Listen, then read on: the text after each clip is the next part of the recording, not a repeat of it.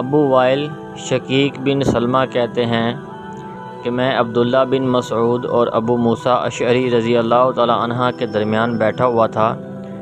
کہ ابو موسیٰ رضی اللہ تعالیٰ عنہ نے کہا، ابو عبد الرحمن،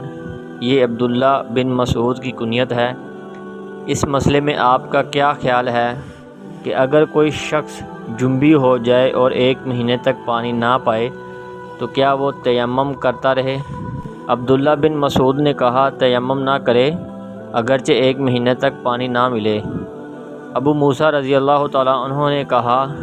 پھر آپ سورۃ المائدہ کی اس آیت فَلَمْ تَجِدُوا مَاءً فَتَیَمَّمُوا صَعِیدًا طَیِّبًا، پانی نہ پاؤ تو پاک مٹی سے تیمم کرو کے متعلق کیا کہتے ہیں؟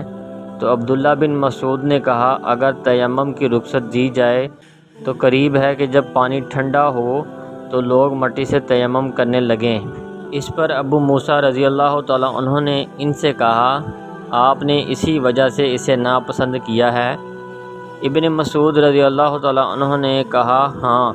تو ابو موسیٰ رضی اللہ تعالیٰ عنہ نے ان سے کہا کہ آپ نے عمار رضی اللہ تعالیٰ عنہ کی بات جو انہوں نے عمر رضی اللہ تعالیٰ عنہ سے کہی نہیں سنی کہ رسول اللہ صلی اللہ علیہ وآلہ وسلم نے مجھے کسی ضرورت کے لیے بھیجا تو میں جنبی ہو گیا اور مجھے پانی نہیں ملا تو میں مٹی زمین پر لوٹا جیسے جانور لوٹتا ہے۔ پھر میں نبی اکرم صلی اللہ علیہ وآلہ وسلم کے پاس آیا اور آپ سے اس کا ذکر کیا تو آپ صلی اللہ علیہ وآلہ وسلم نے فرمایا، تمہیں تو بس اس طرح کر لینا کافی تھا، اور آپ صلی اللہ علیہ وآلہ وسلم نے اپنا ہاتھ زمین پر مارا،